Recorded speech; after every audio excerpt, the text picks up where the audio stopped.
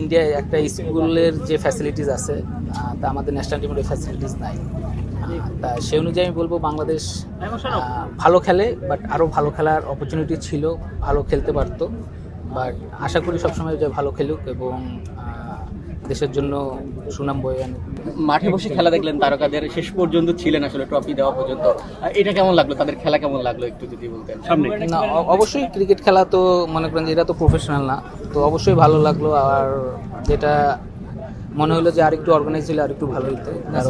বসুন্ধরার এই মাঠটা কেমন লেগেছে আপনার কাছে? না, অবশ্যই বসুন্ধরা মাঠ তো অবশ্যই সবসময় ভালো লাগে। আমি প্রথম আসলাম, আমি আশা করিনি যে মাঠ এরকম এত সুন্দর হবে। তো আশা করি যে মানে এই মাঠে ইনশাল্লাহ আমরা প্রিমিয়ার লিগ খেলবো এবং অবশ্যই এই মাঠে আমরা আশা করবো যে আমরা ঢাকা প্রিমিয়ার লিগ খেলবো।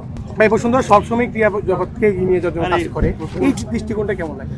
না, বসুন্ধরা তো সবসময় মানে ক্রিকেটের সাথে থাকে, ফুটবলের মানে সব কিছুর সাথেই থাকে মানে ক্রিকেট জগতে। তো বসুন্ধরাকে নিয়ে আসলে বলার কিছু নেই এবং ওদের কাছে আমাদের অনেক এক্সপেকটেশন আছে যে ওরা বাংলাদেশের ক্রিকেটে চাইলে অনেক কিছু দিতে পারবে।